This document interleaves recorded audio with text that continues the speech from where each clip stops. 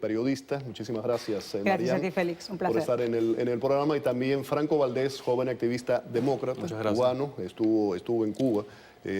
Ayer tu hermano estuvo por acá, Sí. pero bueno, queremos un poco tu versión también de lo que viviste, ese contacto, ¿no?, con la juventud cubana y cómo se recibió la visita del presidente Barack Obama. Y también quiero un poco hablar con los dos del discurso, el efecto que pudo tener ese discurso. Marian, periodísticamente hablando, ¿qué destacarías de la visita? Bueno, yo creo que ha sido una semilla. Hay muchas personas que se plantean, se preguntan todavía a estas alturas si ya podemos empezar a sentir el tsunami de esta visita histórica de Barack Obama. Yo creo que si bien ya hay cosas que se empiezan a percibir, y me imagino que tú que estuviste en Cuba, después podremos hablar sobre ello, ya hay cosas que se empiezan a percibir, ese cambio va a ser lento. ¿Por qué? Porque la mayor parte de los analistas que han estado allá coincidíamos en que tal vez Estados Unidos ha puesto más en la bandeja de lo que ha puesto Cuba.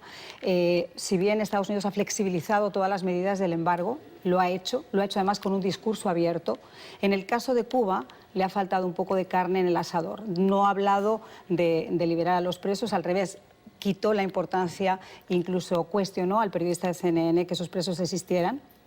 No ha hablado tampoco sobre la posibilidad de unas elecciones democráticas en la isla y yo creo que eso va a tomar su tiempo. Sin embargo, lo que es el cambio de a pie, transporte, turismo, esa especie de vías tecnológicas que ya comienzan a llegar a la ciudad, eso ya se empieza a notar un poco. Pero desde el punto de vista periodístico, te digo que el discurso, sobre todo en el Gran Teatro, yo estaba presente y es la primera vez en 21 años de profesión que he cubierto cosas... Sí, yo estuve en todos los eventos del presidente Obama, que si tenemos luego tiempo te contaré, porque la ciudad se dividía en dos. Se dividía con esta acreditación, que era la acreditación de la Casa Blanca, con la que nos podíamos mover con el grupo de la Casa Blanca, y esta otra, que era de la prensa cubana, que también tenías que tenerla porque igual que los hoteles estaban divididos en donde estaba la sede de unos periodistas y otro, a la hora de llegar a los eventos era igual. Entonces hubo un momento donde tener esta era casi más importante porque ellos daban prioridad a los periodistas que acompañaban a su delegación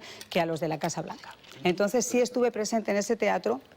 Te digo, fue impresionante, Félix. Fue una sensación increíble en la que por primera vez el hecho de que simplemente así, a grandes rasgos, Gloria Estefan, Pitbull, Celia Cruz, estuvieran presentes en un discurso, yo creo que te dice el cambio tan radical que se podía percibir en la isla. Es la primera vez que he visto a todos los periodistas internacionales levantados aplaudiendo. No hubo un solo medio de los 35 que nos encontrábamos allí que no se levantara a aplaudir las palabras del presidente. Ayer estuvo aquí en el programa Joe Arriola, ex administrador de la ciudad de Miami, y él estuvo también ahí presente.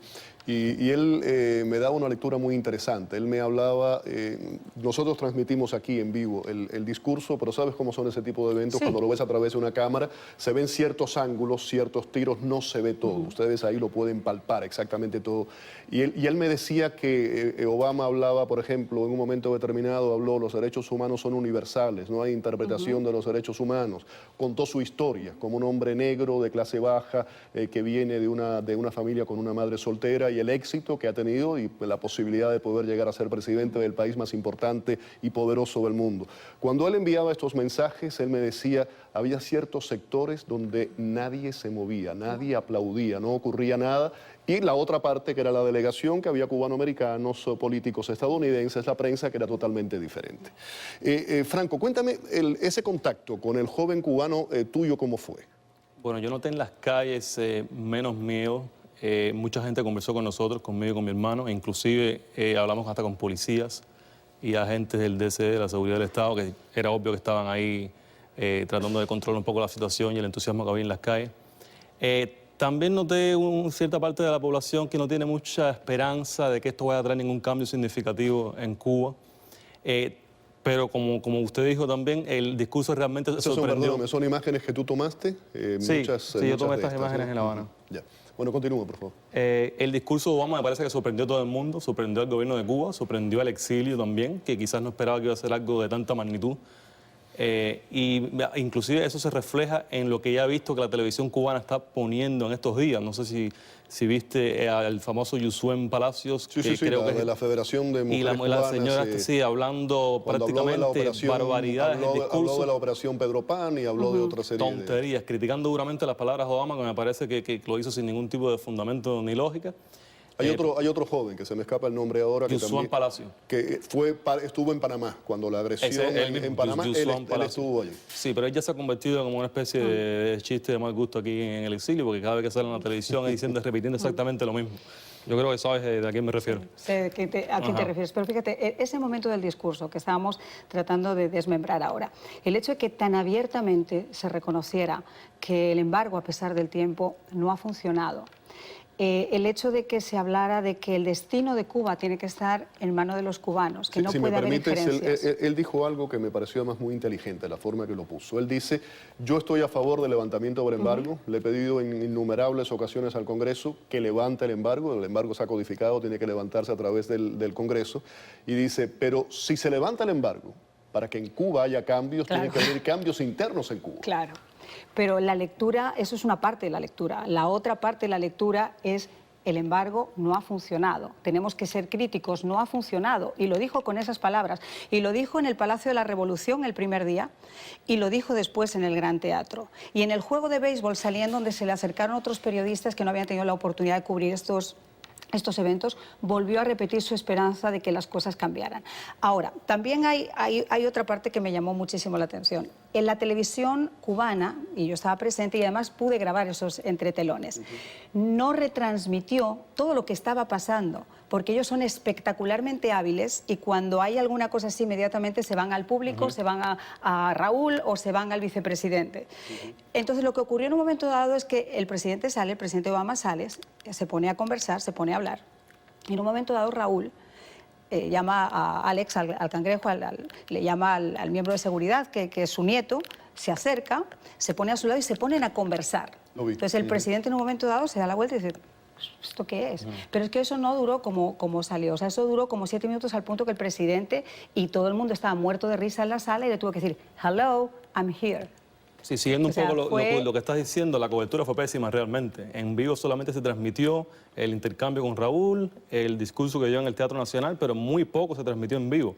Y como mismo dijiste, o lo dijiste tú, no recuerdo, no creo que vayan a repetir el discurso ese en Cuba próximamente o en largo tiempo. Pero lo pasaba Telesur, o sea, lo curioso de esto es que tú además hacías cambios de televisión, porque nosotros éramos un equipo, estábamos tratando de ver todo, cómo se comportaba la juventud, cómo se comportaba la gente mayor, cómo se comportaba la persona, los disidentes, hablamos con disidentes también en ese momento. Quiero decir, queríamos hacer una especie de balance y lo que nos llamó poderosamente la atención es que tenías Telesur, que te estaba retransmitiendo íntegramente en la televisión cubana el discurso y, por ejemplo, Granma no lo estaba haciendo. Entonces, ese tipo de cosas todavía llama la atención. Ahora, comenzábamos hablando de lo que ha supuesto esto para la gente. Yo hablaba con mucha gente joven allí también y ellos dicen que ha llegado un momento donde ellos lo que quieren es vivir con dignidad. Salir, vivir felices, tener la oportunidad de salir de ese sistema educativo que los sobresalieron y que era tan bueno para poder tener las oportunidades de trabajar y de competir en el pleno siglo XXI. Y es a lo que yo creo que al final del día, por encima de políticas, por encima de dictaduras caducas, lo que quiere la gente de a pie. La gente de a pie quiere vivir tranquila y quiere vivir el siglo XXI. Sí, pero el problema es que el gobierno cubano define esa dignidad como algo dentro del sistema, no como algo posible quizás cuando ellos ya no estén y venga un gobierno diferente. Y ese es el problema más grave que en este momento vive Cuba, que el gobierno le ha dicho al cubano de a pie que sin nosotros no hay país. Y eso me parece que es horrible. Pero le han dejado una papa caliente a Raúl, porque ahora ¿cuál es la excusa? Exacto. O sea, yo ahora he sembrado la semilla, ahora ¿cuál es la excusa para que echemos la culpa a Estados Unidos de los males que nos arrecian? O sea, creo que se lo ha puesto complicado y sobre todo para esos jóvenes que tú tuviste la oportunidad de estar con ellos, ahora van a comenzar a exigir por primera vez. O sea, ya no me puedes dar la excusa, ahora tenemos que, el camino son elecciones democráticas en Cuba, ahora ya no va a haber una nueva reencarnación. no va a haber reencarnaciones de los Castro. Y eso te puedo asegurar que con la gente que ha hablado en la isla, todos coincidían en ese mismo punto. Tú mencionabas anteriormente que habló de Gloria Estefan, habló de Celia Cruz, habló de Pitbull, pero dijo algo muy interesante en un momento determinado, no sé si lo recuerdan, cuando dijo, en Estados Unidos hay un gran monumento hecho por los cubanoamericanos que se llama Miami. Sí, así claro, lo dijo, textualmente claro, sí, lo dijo de sí. esa forma, se refirió a la separación, al dolor del exilio, al exiliado que en un momento determinado tuvo que dejar su país e ir a tierras nuevas, diferentes, con otro idioma. Creo que fue muy inclusivo en su discurso y creo que la persona que lo ayudó, lo aconsejó a hacer ese discurso, creo que hizo un gran trabajo. El tejido fue muy Él estaba amplio. perfectamente Sí. Muy bien asesorado. asesorado, muy bien asesorado, sí. perfectamente. Porque además, fíjate que en ese mismo contexto, además de decir eso, él habló de Miami, habló de ese dolor de la separación, habló incluso, fue más allá. Yo creo que hubo una interpretación en la que se refirió a todos esos bienes que perdieron los cubanos cuando se tuvieron que retirar de la isla y que de alguna forma fueron monopolizados por el gobierno. Habló del futuro de esos bienes. Pero yo creo que hay además una especie de lenguaje y una especie de enseñanza en todo eso. El presidente estaba bien asesorado y supo jugar diciendo no se pueden politizar las ideas, pero más allá de todo, no se puede politizar el sufrimiento. Y yo creo que eso fue un mensaje directo a Raúl Castro, porque de alguna manera siempre han tenido una excusa para justificar el dolor, y el dolor es injustificable. Hubo otro problema en la visita, que lo comentamos todos los periodistas, eso tampoco salió, pero me pareció muy interesante. El periodista de CNN, no, tú sabes que hay que coger número para poder, te dicen por anticipado quién va a hacer las preguntas, yo. Bueno, yo tenía la cuarta pregunta. ¿Qué ocurre? El periodista de CNN se lanzó a la piscina, pero se lanzó a la piscina sin agua.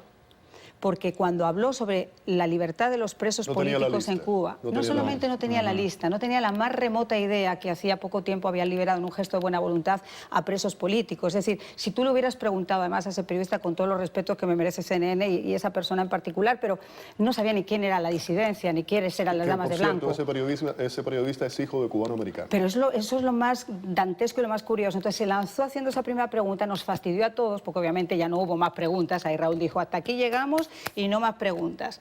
Y entonces nos fastidió a todos los que estábamos detrás, que íbamos a decir, oiga, si aquí no hay presos políticos, ¿de dónde han liberado a los 19 hace escasos 3 meses de Disneylandia? Porque, bueno, pero además del tema de los presos políticos, dijo algo que es una prueba de que la finca, como digo yo, la han manejado durante más de 50 años a su manera. En un momento determinado dice, deme la lista de los presos. Si existe, esta noche están liberados. Tiene que haber un proceso judicial, eso va a través de las cortes. O sea, yo encarcelo y yo libero a esa voluntad. Claro, por supuesto, como el César. La prensa, ¿te dejaron hacer tu trabajo sin ningún problema? Perfectamente. Fíjate, yo creo que fue tanto la presión que tenían de que nadie pudiera pensar con los 1.500 medios que estaban acreditados en la isla en ese momento. Muchos de ellos habían ido a cubrir el concierto de los Rolling Stones, también te cuento, y aprovecharon y cubrieron. Porque tú preguntabas a uno, ¿y tú viniste? No, yo vine a cubrir el concierto de los Rolling. Llegaron, ya están los Rolling Stones. Ya están allá, sí, ya están allá. Entonces, sí te dejaban hacer tu trabajo. Había muchísima seguridad del Estado, había demasiada policía, ahora era intimidatorio. En el momento en que nosotros sentamos en el Palacio de la Revolución, que se sienta en el lado de la izquierda, se sienta la delegación estadounidense en las 2 primeras filas, nosotros los cubanos se sientan en las 2 primeras filas también, y el resto quedaban como 4 filas libres de sillas, y obviamente ahí fuimos todos, y el resto que no cabían detrás de las cámaras. Cuando estábamos allá, me llama poderosamente la atención que todas las filas esas estaban custodiadas, no te digo, Félix, al menos te podría decir que había 40 miembros de la policía y de la seguridad del Estado a cada lado de los periodistas. Entonces se te ponían enfrente y cada vez que alguien tenía que hacer una pregunta o que levantaba la mano tal, pero, o sea, una sensación que, bueno, voy a salir de aquí, me van a coger y me van a meter, voy a ser otra de las de la lista, ¿no? Pero es así, o sea, eran muy intimidatorios, pero al mismo tiempo tenían mucho miedo, porque cuando tú sacabas alguna de estas acreditaciones en la calle, que había ya calles cortadas, y decías, necesito llegar, pase, por favor, pase. Y eso fue con todos. Esa intimidación de la que estás hablando, hablas del discurso de Obama y dentro de Cuba, que todavía dentro de Cuba se puede entender un poco mejor. Todos los que a través de los años hemos estado cubriendo el tema cubano con Fidel Castro en su momento, en República Dominicana, en Chile, en Colombia, en México, en España, todos hemos sentido ese rigor de la policía política cubana, que además se maneja a su antojo, y lo ha hecho así durante muchísimos años. ¿Querías comentar algo? Sí, yo quería decir, como estaba diciendo, que la seguridad que existió en La Habana en estos días fue tremenda. No me imaginé que fuera a ser una cosa tan generalizada. Prácticamente en cada cuadro había 5, 6 o 7 policías vestidos de civil. Y que, bueno, y también para ser justos, para ser imparcial, trataron a todo el mundo muy bien. Nosotros nos acercamos bastante a muchas personas, inclusive a muchos de ellos, y nos trataron con respeto y no hubo ningún problema. Ahora, en los hoteles y en las áreas de prensa no se acercaba nadie. O sea, nosotros llevábamos dentro del crew gente que eran cubanos, que no tenían la visa de trabajo, pero que nos acompañaban en el crew, y era impensable que pudieran entrar dentro del hotel. No, yo llevo alrededor de 20 años pidiendo visa para que me dejen entrar a trabajar a mi país. Yo hubiera ido a trabajar. Nunca me contestan. Esa fue otra vez más. Lo hice durante la visita del Papa Juan Pablo II, lo hice con la otra visita de Benedicto, recientemente con Francisco en esta ocasión, y nunca Yo creo que a mí me contestan. salvó el hecho del precedente de la visita con CBS de Juan Pablo II a la isla, que fue la primera vez que yo visité la isla. Y obviamente, pues no sé, me imagino que el hecho de que lo pedí con pasaporte español, Claro. porque si no lo hubiera hecho así, yo estaba vetada. Yo trabajé muchísimos años con José Díaz Balart y soy analista política en la mayor parte de los canales locales de acá que hacen programación como el tuyo, donde se analiza la actualidad local. Y he sido extremadamente crítica cuando he tenido que serla. Pero ahora, por ejemplo, en aras de esta visita, cuando te preguntan cuál es el resultado de esa visita, o sea, uno no se puede poner una venda en el ojo. Yo creo que es justo pensar que ha servido para algo y que esas palabras, a pesar de que tienen sus críticos, también tienen muchas personas que piensan que puede ser esa semilla de la esperanza. Ahora, esto nuevamente, ¿qué pone de manifiesto? Pone de manifiesto una generación de cubanos que están sumidas en el dolor, porque tuvieron que abandonar su patria, porque durante muchos años no han podido ver a sus familias, porque les han arrebatado absolutamente todo y que han llegado a este país y a esta ciudad donde nosotros nos encontramos para crecerla y hacer lo que es ahora. Y esa otra parte de los cubanos que han vivido de alguna forma lo que esa primera generación consiguió para ellos.